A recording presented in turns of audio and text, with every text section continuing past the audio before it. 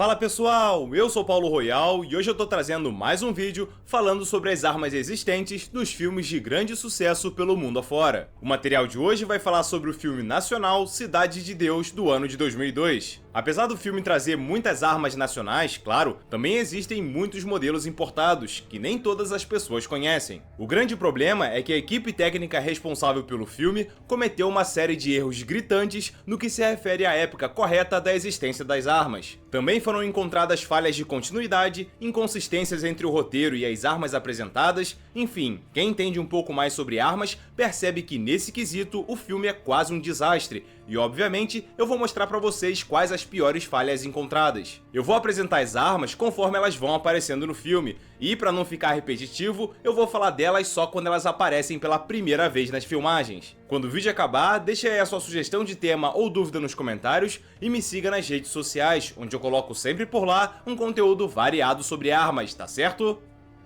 Meus amigos, o filme Cidade de Deus se passa no decorrer de 3 décadas. Ele começa em meados da década de 1980, retroage para as décadas de 1960 e 1970, terminando de volta nos anos 80. O problema é que nessas mudanças de época nunca fica muito claro qual ano específico as situações acontecem. Mas uma coisa é certa, existem várias falhas de cronologia entre algumas armas que aparecem no filme, ou seja, no período em que a trama se passa, algumas armas não existiam na vida real. A história do filme fala do surgimento da favela Cidade de Deus, no Rio de Janeiro, que começou a ser construída nos anos 60. Junto com essa favela, o tráfico de drogas e o crime organizado na região foram crescendo, e numa trama repleta de personagens e histórias paralelas, um fotógrafo conhecido como Buscapé narra o cotidiano do local ao longo do tempo, onde ele também é o protagonista da história. Em relação às armas apresentadas no filme, os 2 primeiros modelos aparecem nos anos 80, durante a perseguição da galinha que foge pela favela.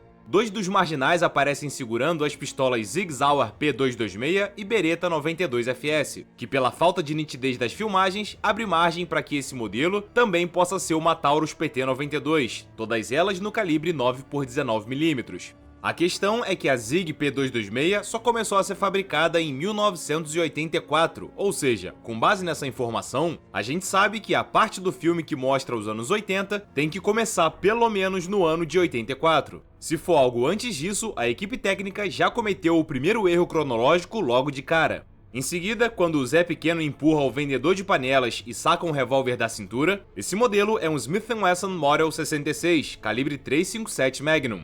O Model 66 nada mais é que uma versão feita em aço inox derivada do Model 19, que tem oxidação negra azulada ou acabamento niquelado. Ainda durante a perseguição, um dos bandidos saca um revólver Taurus 73, calibre 32 Smith & Wesson Long da cintura. Quando a galinha chega no meio da rua e o grupo de Zé Pequeno se depara com um busca-pé e a polícia no final da rua, Zé Pequeno entrega seu Model 66 para um dos bandidos e pega em troca uma submetralhadora General Motors M3 Grease Gun, calibre 45 ACP.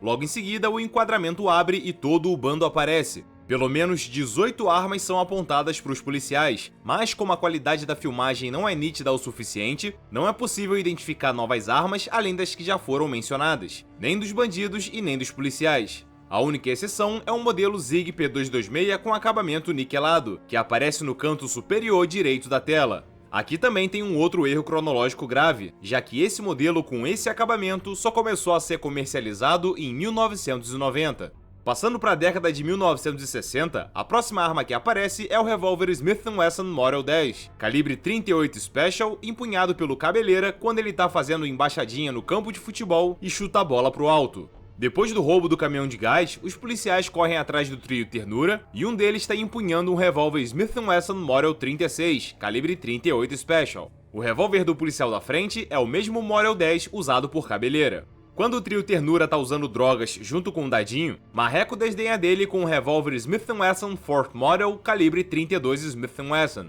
Na hora que os policiais civis e militares entram na mata atrás do trio Ternura, o policial civil para descansar e coldreia uma pistola Colt M1911A1 calibre 45 ACP. Quando o policial civil desce da viatura procurando pelos responsáveis pelo assalto no motel e sai de uma das casas algumas cenas depois, a espingarda que ele segura é um modelo Boito Pump calibre 12 gauge. O seu guarda-mão deslizante, peça essa conhecida informalmente como telha, entrega que se trata desse modelo em específico. Aqui nós temos uma outra falha cronológica evidente, porque as espingardas Pump da Boito ainda não eram fabricadas na década de 60. Quando os policiais civis interrogam as pessoas no bar, um dos agentes está segurando uma submetralhadora INA M953, calibre 45 ACP. E fechando a década de 1960, quando o Marreco tá fugindo da favela e Dadinho o mata, ele tá usando um revólver Taurus modelo 65, de primeira geração, calibre 357 Magnum, o que é outra grande falha cronológica no filme, já que essa arma só começou a ser fabricada em 1972. Passando para o final da década de 1970, quando Dadinho faz 18 anos e agride o rapaz que esbarrou nele, ele saca uma pistola Imbel M1911A1 calibre 45 ACP da cintura e aponta para o outro rapaz, mas Bené o impede de atirar. Depois que ele muda de nome para Zé Pequeno e vai matar o traficante Jerry Adriani, um dos seus capangas usa uma espingarda de cano duplo, mas o ângulo e a qualidade da filmagem não ajudam na identificação do modelo exato. Quando o Zé Pequeno vai tomar a boca do traficante conhecido como Neguinho, Buscapé olha para a mesa e vê na frente dele um revólver Smith & Wesson Military and Police versão 1905, calibre 38 Special. Quando Bené sai da boca de fumo para apostar a corrida de bicicleta com o Thiago, ele guarda na cintura um revólver Taurus RT-82 de primeira geração, calibre 38 Special. Aqui temos mais uma falha cronológica, já que esse revólver só começou a ser produzido em 1982. Quando Buscapé cogita a ideia de virar assaltante, ele municia o revólver que o Marreco usava, o Smith & Wesson 4th Model, só que dentro do ônibus, quando a câmera dá um close na arma, num erro gritante de continuidade, ele passa a ser um Rossi modelo M85, calibre 38 Special. Pessoal, eu quero lembrar para vocês que esse canal é parceiro da Amazon Brasil e clicando no link especial que tem aqui na descrição ou ativando o QR Code que está aparecendo aqui na tela, você vai ter acesso a uma seção específica do site contendo as maiores promoções da loja, com produtos com descontos que podem passar de 60%. Todos os itens são novos, lacrados, com garantia e parcelamento sem juros, então vale a pena vocês passarem lá para conferir as promoções, tá certo? Agora vamos voltar pro vídeo.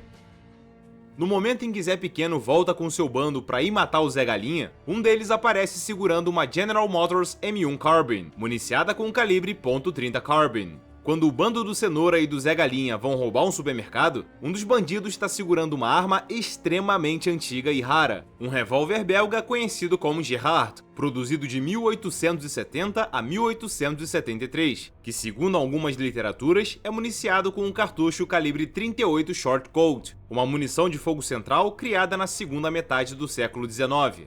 Mais uma falha catastrófica acontece quando o vendedor de armas, Charles, vai apresentar o, entre aspas, modelo italiano de pistola pro Zé Galinha e pro Cenoura. O modelo italiano, na verdade, é uma arma brasileira, a Imbel MD1 GC calibre 380 ACP. Se ao menos fosse uma Taurus PT-92, que de fato tem a mesma aparência de uma beretta italiana, tudo bem, mas nem para esse detalhe mínimo a equipe se atentou.